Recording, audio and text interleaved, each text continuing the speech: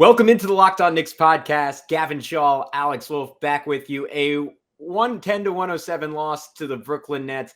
Alex, you were there. We're going to get into all of it. Yeah, it was certainly something to be in Barclays Center for this game. Late game execution kills the Knicks once again. And it's just super frustrating still, regardless of what we want to happen with the season. We're going to talk about that. Some good days for RJ Barrett and Julius Randle otherwise, and a bunch of other stuff next on Locked On Knicks.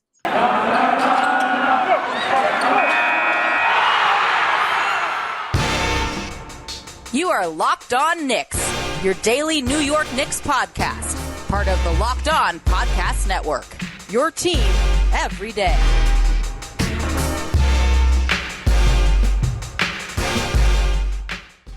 You are Locked On Knicks, your daily New York Knicks podcast, and today's episode is brought to you by BetOnline. BetOnline has you covered this season, more props, odds, and lines than ever before. BetOnline, where the game starts. And we wanted to thank you for making Locked On Knicks your first listen today and every day. If you didn't know, you really should know at this point. We say at the start of every episode, but if you're new, or if you just don't listen too closely, we are on YouTube, so please go check us out on YouTube. Throw us a subscription, throw us a like, throw us a dislike, throw us a comment. We don't really care if it's positive or negative. We just need that interaction. I am Gavin Shaw, a play-by-play broadcaster heading to upstate New York to broadcast the New York State basketball playoffs this weekend. Maybe we'll see some future Knicks there. He is Alex Wolf, editor-in-chief of the greatest Knicks website out there, The Strickland. And yeah, this is Locked On Knicks. The Knicks fall in what was a really fun game. Felt a little bit earlier with the clock moving up. 110-107 win over the Brooklyn Nets. I have a ton of thoughts, but Alex, you were there. I want to start off with that. What was it like? Interesting. So first I'll shout out I got recognized in the wild, which I understand has happened to both of us in the last week, which is pretty cool. I was walking down the corridors, which I swear are more narrow in Barclays Center, like getting around throughout the concourse and whatever. And, it's sort of a cattle drive, like two sides going one way or another. And someone that was walking by on the other side was just like, "Hey, are you Alex from like Locked On Knicks on YouTube?" And I was like, "Yeah." And we like fist bumped, and then I never saw him again. I'm really sorry, dude. I didn't catch your name or anything. If you're happen to be watching this, feel free to like comment and say hello. But yeah, It was Quentin Grimes. It was Quentin. Yeah, it was Quentin Grimes. No, I wasn't looking up at the person, to be fair. Not to say the guy was short, but he wasn't Quentin Grimes tall. Sure. Anyway, yeah, the game in person was interesting. I was telling you before we started recording, like the atmosphere in Barclays was weird to me. I'm not used to being in a stadium that's like basically 50-50. So I felt like, at least in my section, nobody was really making noise one way or the other. Like, I don't know. It was just bizarre because it was like, Knicks fans, you don't know, like, if you have enough support in your section to like start a chant or something. So like Knicks fans weren't being particularly rowdy. Nets fans just were not really rowdy in my section at all. And I was just like, this is bizarre. But otherwise, the game itself, I mean, yeah, it was fun. I'll say this much. My one thing, obviously when you go to a game, you always want to see the team win.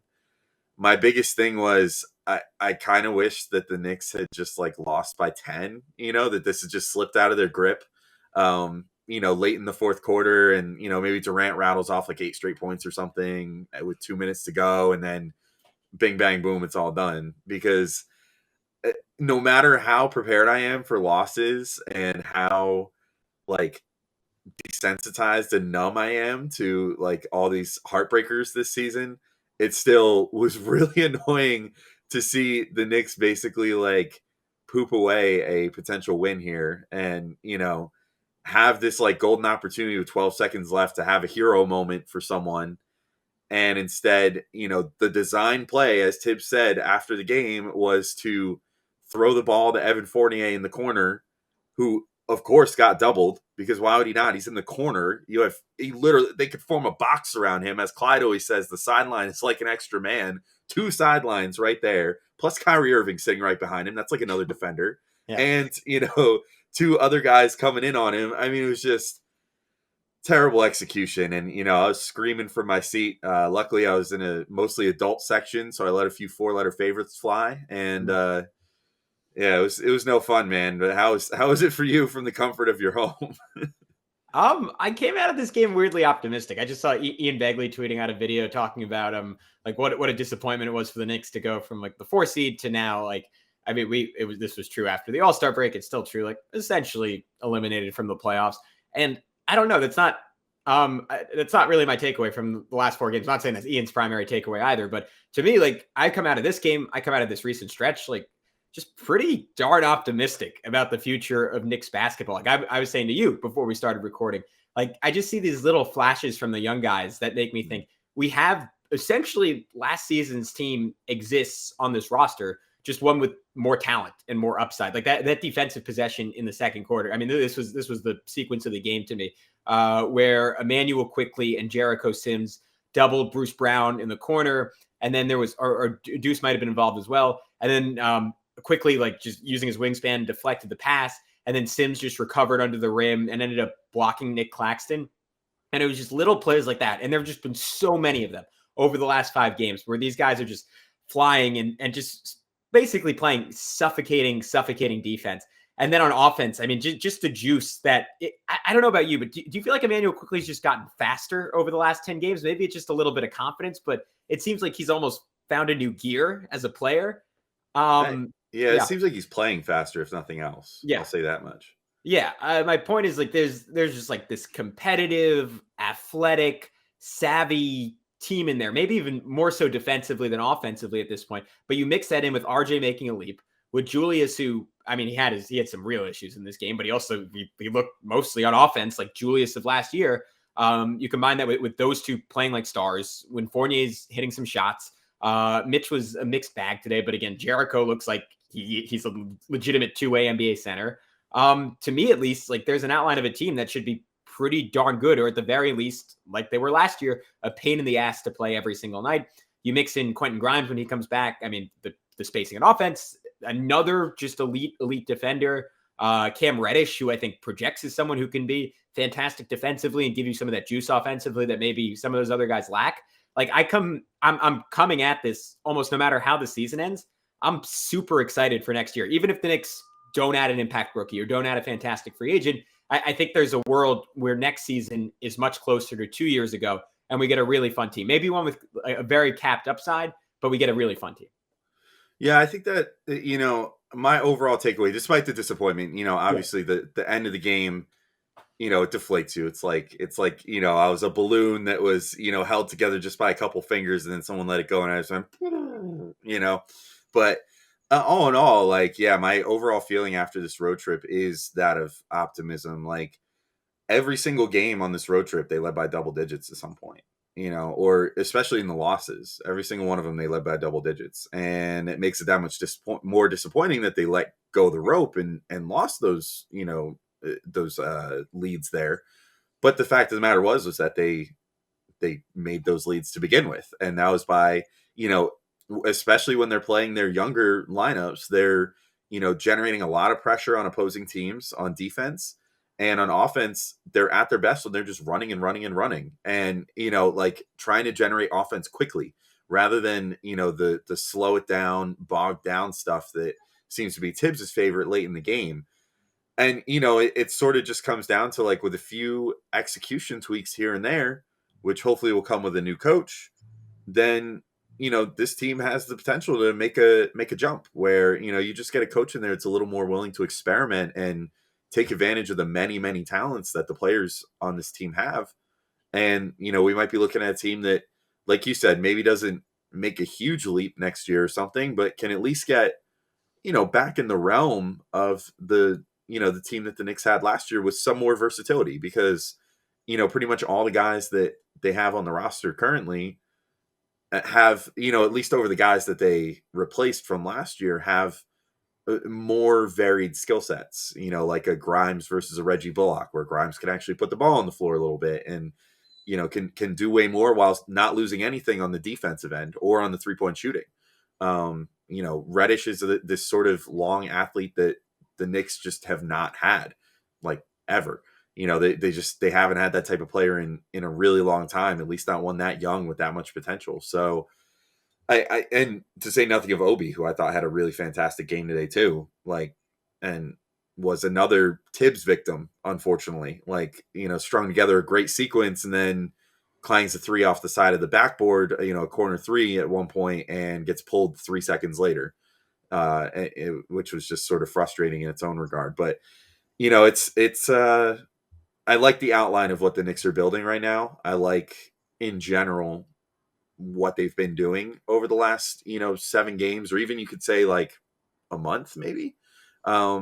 Maybe not quite that much, but ever since, Sims and McBride and those guys have sort of found their way into the rotation, I've found what the Knicks are doing to be a lot more promising, and definitely feel like there's a good amount of talent on this team that just needs a coach that can help them learn to execute better in late game scenarios and have a better idea of what to do going down the stretch of fourth quarters. And then, of course, like critical late game situations. But or I was going to say, or maybe they just need some Built Bars. Maybe they just need some Built Bars. That is true. Well, we're going to talk more about some of the good performances like from RJ Barrett and Julius Randle in a second, but it's Built Bar time. And, this time of year, it's, middle of March. A lot of you probably are like, New Year's resolution, what's that? Well, I've still been sticking with mine. I've been eating plenty of Built Bars. I forgot to grab my prop Built Bar here.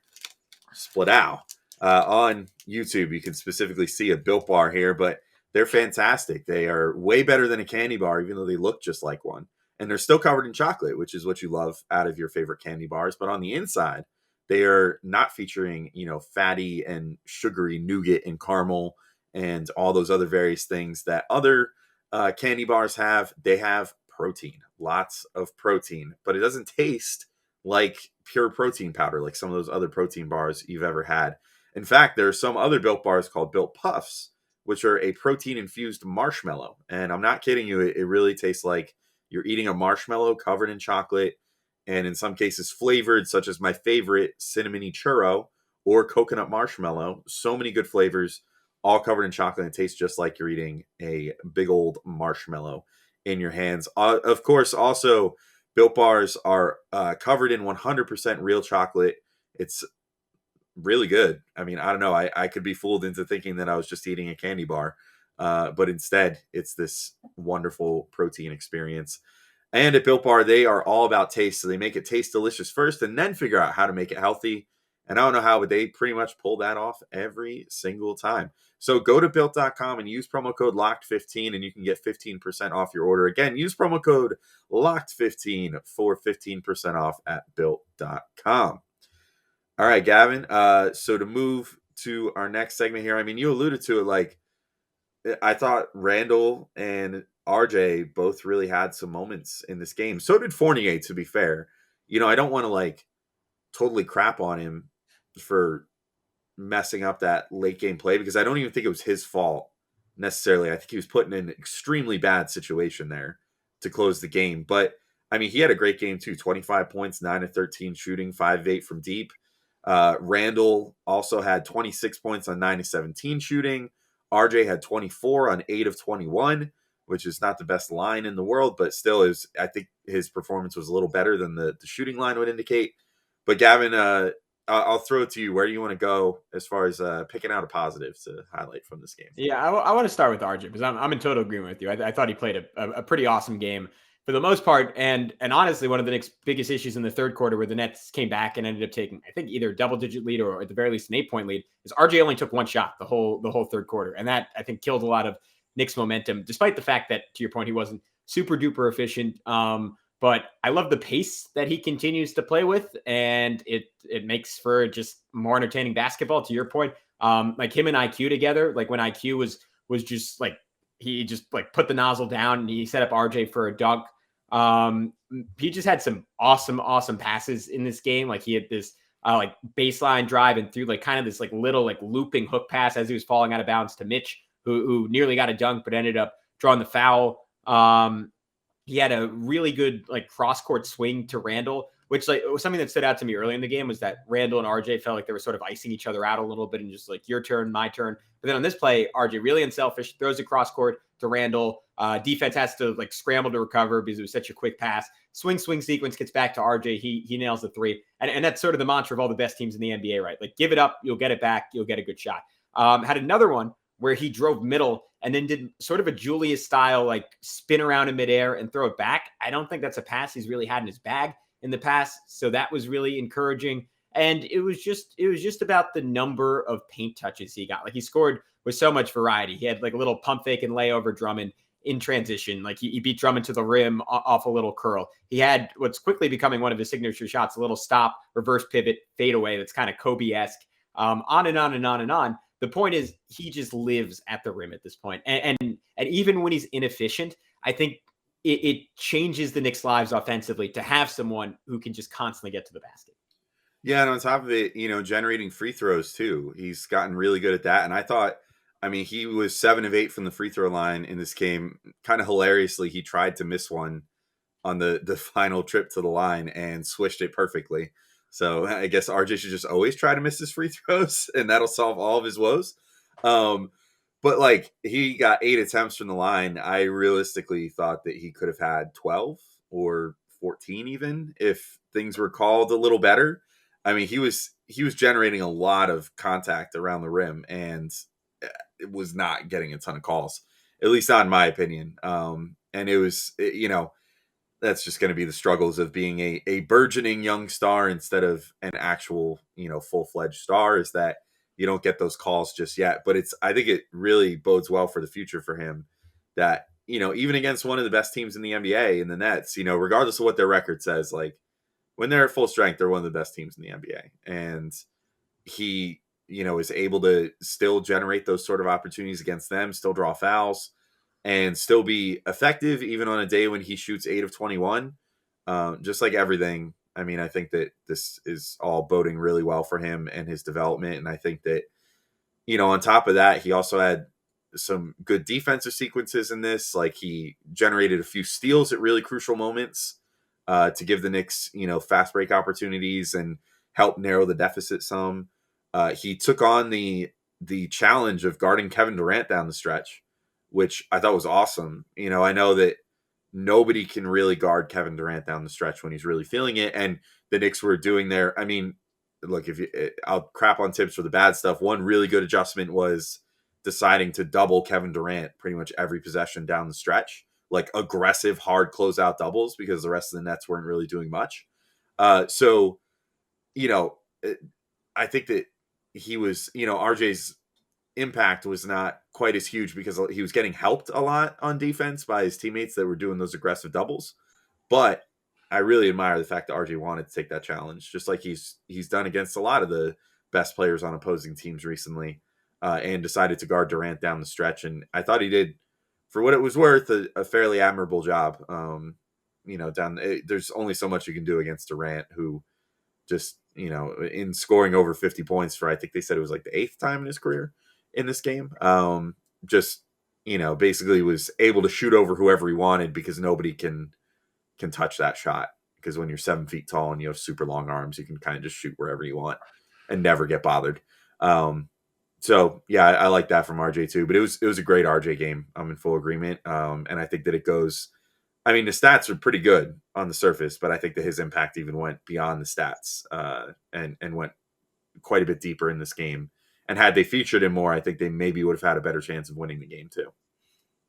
Yeah, I'm 100% with you. I want to circle back to Randle because I thought offensively, again, he did some great stuff in this game, but I want to go to, or I want to talk about Randle in conjunction with Immanuel Quickley, because I keep referencing this, but I think those two are so good for each other, because the biggest weakness of IQ's game right now is that he's not a fulcrum, right? Like he's not going to create off the dribble from a standstill and necessarily get great looks for himself or other people. Like he needs a screen, he needs motion, he needs, frankly, someone to take attention away from him.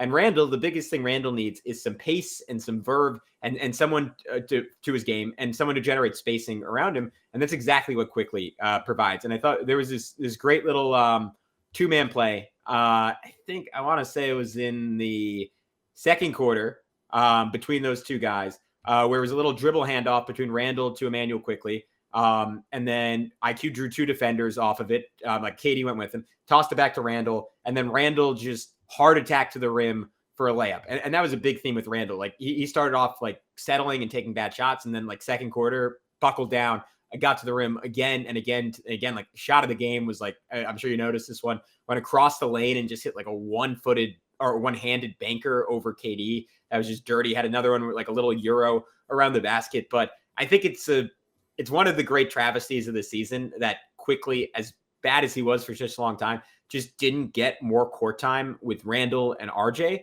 because I think we're seeing now that those groupings can be so effective together. And on a night where Quickley didn't shoot that well, once again, I thought he made a really, really impressive impact in this game, not just defensively, but offensively, just because he makes life so much easier. And I think he facilitates someone like Randle having an efficient scoring night. Yeah, I think maybe there's even more of a case to be made lately for Quickley starting. But Gavin, if people wanted to perhaps find a line on Immanuel Quickley starting a game, is there anywhere that they can look to bet on that? Probably it's going to be like on The Office. If anyone gives you 10,000 to 1 odds on anything, you take it. You could probably get a 10,000 to 1 odds on Quickley starting. I was going to say, in good conscience, I can't recommend anyone putting their money. People have families to feed, Alex. But bet online if you want to do that. It's a great place to maybe make some money. It's that time of year. Again, it's college basketball's tournament is finally upon us. From all the latest odds, contests, and player props, BetOnline is the number one source for all your sports betting needs and info. BetOnline remains the best spot for all your sports scores, podcasts, and news this season. It's not just basketball. BetOnline is your continued source for all your sporting wagering information needs, including live betting and your favorite Vegas casino games. So head to the website today or use your mobile device to learn more about the trends in action. BetOnline, where the game starts. All right, Alex, I'll toss the rock back over to you. Who else stood out to you in this game? Well, I was actually going to revisit what you just said about Quickley. I mean, yeah. I agree. I think that his impact is going so much further than just, shooting at this point. And it's sort of the same with Deuce too, right? Like my one friend I was at the game with today, I was kind of saying to him, like, I think that Deuce is almost having the same type of effect that Quickley was earlier in the season right now, where, the shooting isn't always there, but I think that he positively impacts what's going on because he moves the ball and he plays defense, right? And that's the same thing with Quickley. In this game, he shot 2 of 10 and 0-5 from 3. I mean, honestly, I was surprised to even look at the box score and see he had even taken 5 threes, because it really felt sort of like the other day where it felt like he just wasn't really looking for that as much. Yeah. But like, 6 points, 7 boards, 4 assists, but like his impact went so much further because he's the one constantly trying to push the pace. To your point, he makes Julius and RJ's lives so much easier because he's another guy that can break down the defense and actually looks for kickouts. He's also not a negative on defense at all. He's a resounding positive. He's like all over the place on defense. You mentioned that amazing sequence with him and Sims, which I'm sure we'll get to Sims in just a moment as well. But, I think in this game too, it was so apparent that it's time to start trying to explore the best combination on this team more and stop with this Burks nonsense. Like, I just don't understand how Tibbs can realistically say, like, I just go with what looks the best and what's going to give us the best chance to win, and then can watch Burks go out there night after night and just like constantly run, they're constantly running these pick and rolls with Julius, like over and over. And it's like pick and roll with Julius and Burks. And then you try to generate the mismatch and they give it to Julius and Julius screws up with it. Or, Burks tries to take it to the hoop and go figure the guy that shoots 30% at the rim misses the shot at the rim and nothing becomes the possession. And you're wasting like all this potential for what could be if you had Quickley and Randle doing the same things or RJ and Randle doing the same things. And no matter what, you could have any combo of those 3 guys doing things together and have another one of them off ball ready to receive a pass. And all of them are great spot up shooters too. I don't, for the life of me, understand why the Burks experiment continues with him at point guard. And this game was just another, in a long list of chapters of like the why Alec Burks isn't a point guard story. And, I feel bad for Burks in a way because I think he's being entrusted to do way too much, or, having it foisted upon him to do way too much. And I'm sure that if you, gun to his head and if you, with truth serum, if you said like, what would you rather be doing right now? He'd be like, I'd rather be doing what I've done my whole career, which is play off the ball and shoot 3-pointers and like play defense. And like, that's what I really want to do. And occasionally break someone down off the dribble for like a step back 3 or something. Like, that's it. That's what Burks should be doing. And instead he's just being asked to do so much more, and it has ripple effects because then, you wind up wasting some clock, and then you give it to Julius. And then by the time Julius is done assessing the situation, then there's not enough time to really do anything else. And the team just runs so much better when they've got guys that are more decisive out there and just better at handling the responsibilities of a point guard. Now, that's not to even say that I wouldn't support Burks being out there with a lineup, but there were so many times in this game where Quickley was even out there, and, in my head and sometimes out loud, I kept saying, like, give it to Quickley, like, let him bring it down the floor. And Burks still just brought it down the floor. And it defies logic at this point, but that's sort of just the Tibbs experience of this year. And again, it all just, we're going to be set. I feel like I'm going to say this 10,000 times before the end of the season, but like, when the Knicks get a new coach, hopefully it's a when, not an if statement. When the Knicks get a new coach, hopefully some of these things will start going away, because I grow tired of, us always talking about what could be rather than what is, when what could be what is, with just one or two simple tweaks by Tibbs to, do the logical thing down the stretch of a lost season. Yeah. What could be what is some real philosophy there, Alex. That's a book. That's a book about this season with the Knicks. The 2022 Knicks. What could be. I lost it. Is anywho, maybe it's best that no one writes a book about when what could be can be what is. How about that? The 2022. Yeah, let's next time we have Chris Herring on, I want you to pitch that as his next next project. Yeah. All right, let's on a more optimistic note. What could be with Jericho Sims is pretty good. I thought he was spectacular in his minutes in this game, and I'll let you touch on the fact that there was a moment when he was taken out when he shouldn't be. But to Tibbs' credit, played him down the stretch, and man, oh man, I think there's some real magic. I know this is something I already touched on, but with IQ, Deuce, and Sims on the floor, just because those two are like piranhas, and then Sims's ability, as you referenced on some of those doubles with KD, but even with Quickley earlier in the game, to hedge out and then recover under the basket is certainly not unique in the NBA. There are guys who can do that, but it's rare. Like that's how you end up paying a center like $15 to $20 million. And that was sort of my vision with Mitchell Robinson. And I think the version of Mitch that he's grown into, which does some great stuff. I mean, Mitch, if we don't get to it, he swatted the Kevin Durant jumper this game, which to your point is essentially impossible. But when I was talking about Mitch last year, and I was making the case like, all right, this guy, like the reason you pay this guy is because he is the rare center who can stay on the floor in the later rounds of the playoffs, right? That's the whole premise of DeAndre Ayton. I'm starting to think someone like Sims, and it's still way too early to say this, but with the flashes that he shows, is maybe that guy even more so than Mitch, because Mitch sometimes like the space, the ability for him to defend in space is more so theoretical because Tibbs always parks him near the rim. And I don't know if Mitch can do that and Tibbs just doesn't let him, but I think it's fascinating that with Sims, Tibbs does let him do some of that stuff, and he looks great doing it. And you combine that with the verticality. And I said that on that play with 90 seconds left where he doubles Kevin Durant, recovers under the rim, like initially is like sort of hedging towards the left side of the paint. James Johnson drives right. He slides his feet to get in a perfect position, goes straight up and down, completely alters the shot. Like it's nowhere even close to the rim. And it clicked in my head for a moment. I don't think I've ever seen Mitchell Robinson do that. And Mitchell Robinson's a great shot blocker, but he doesn't really have that element of his game where like he'll alter shots, but he'll alter shots because he's reaching over from 4 feet away and getting a hand in your face. Sims going straight up and down. He has this like, he's not even as big as Mitch, but he's so compact. Like he can take body shots and he's willing to take body shots, which I think is maybe the biggest thing. And with how brittle Mitch is, maybe he avoids that to some extent. All that is to say, I'm a big fan of Jericho Sims, Alex. I'm a big fan of how he did in this game. And I think defensively, like there's just a bench unit next year. That's essentially this season or last season's summer league team where it's Quickley, Deuce, Grimes, and Jericho. And I think you throw Derrick Rose in there. I think they're to just lock people down. And I think they'll find a way to make it work on offense.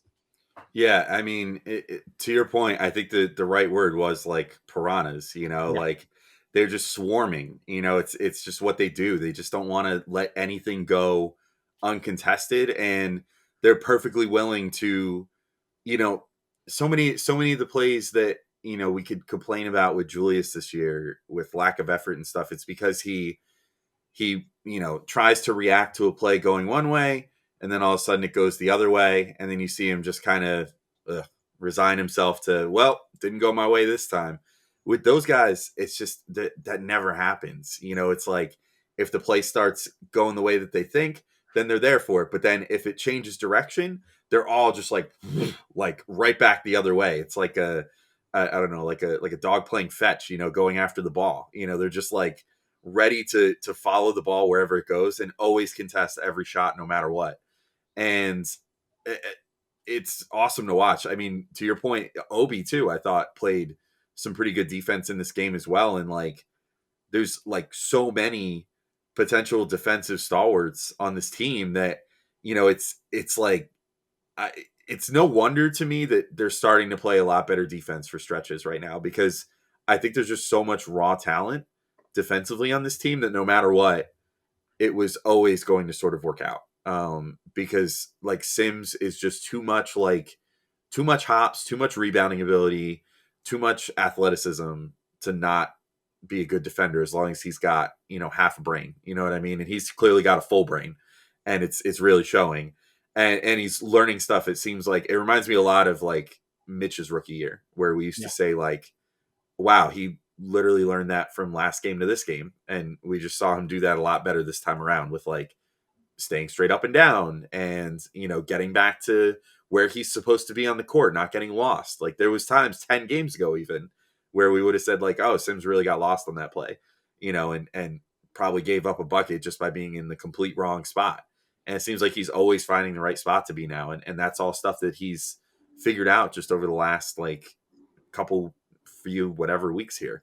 So the development from him is coming in leaps and bounds. And, I still think that I'm more comfortable with Mitch going forward as like a potential starting option. But I think that if the Knicks do re-up Mitch this coming summer and they have Sims to be able to come off the bench and then can sort of platoon those guys as necessary, depending on the matchup and what they specifically need out of the center spot to close any given game defensively, like you're getting, I mean, we always joked about this with Tibbs, but like 48 minutes of rim protection, 48 minutes of high level NBA rebounding, and, just 48 minutes of just absolute madmen defensively who can also jump out of the gym. And, as Sim showed for the umpteenth time during this game, a guy that can like put his whole head over the rim and dunk through alley-oops and have really good time on that end too. He cleared out Drummond on that one play where like he just put a shot into him. That was awesome.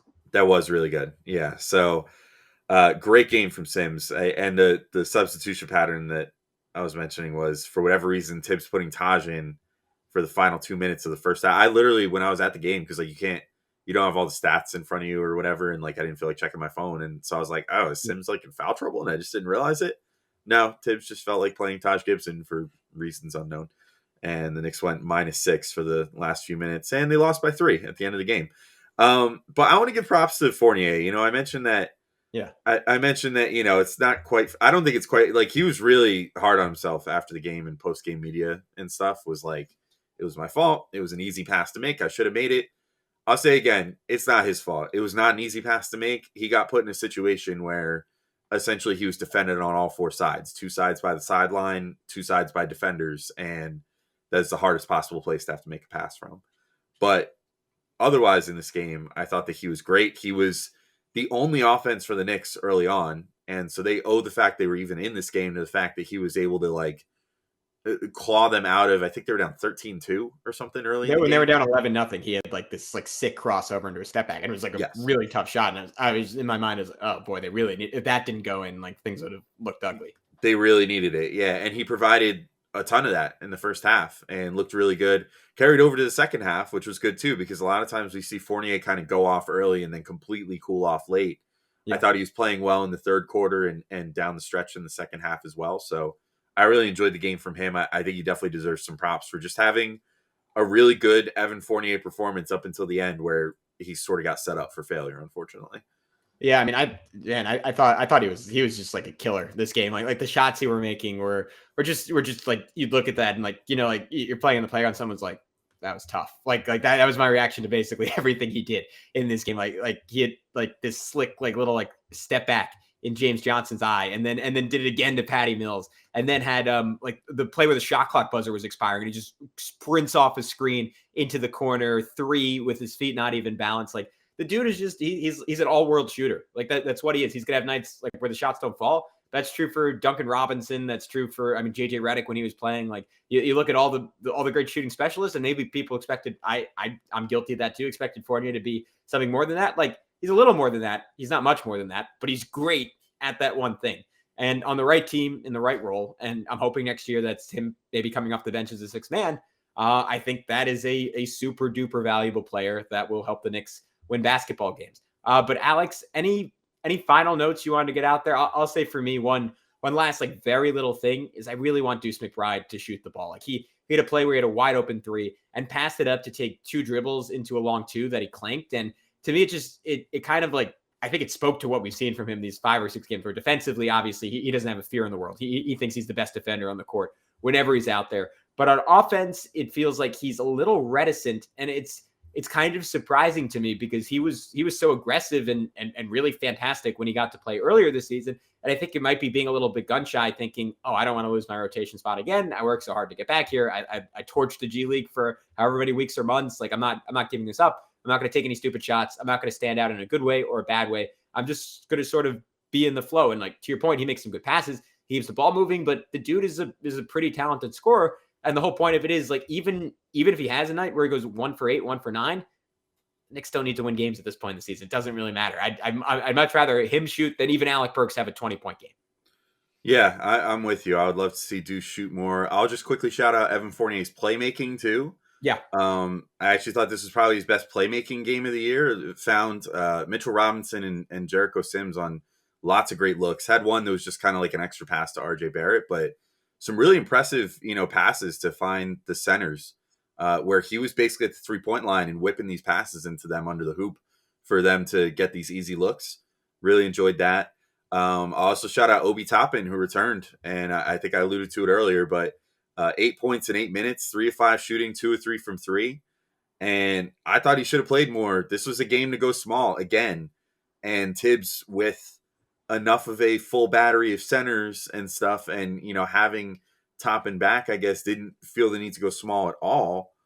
And this was kind of the game for it, I think, when the Nets were running Nick Claxton out there as their biggest guy at times. That's the time when you go small and just try to run and outpace them, because the Nets kind of wanted to play more of a half-court game in this game by and large. So I don't know. I mean, it was a great 8 minutes from him, though. He had a really nice up and under layup and 2 3-pointers, and then got pulled immediately because he dared have a corner 3 clang off the side of the backboard, which he then rebounded and tried to do something with again, but the shot clock was just too late. But I mean, I don't know. It was frustrating, just that he played so well and Tibbs didn't give him more time, because I don't think you could argue it was a conditioning thing, because he looked pretty freaking spry.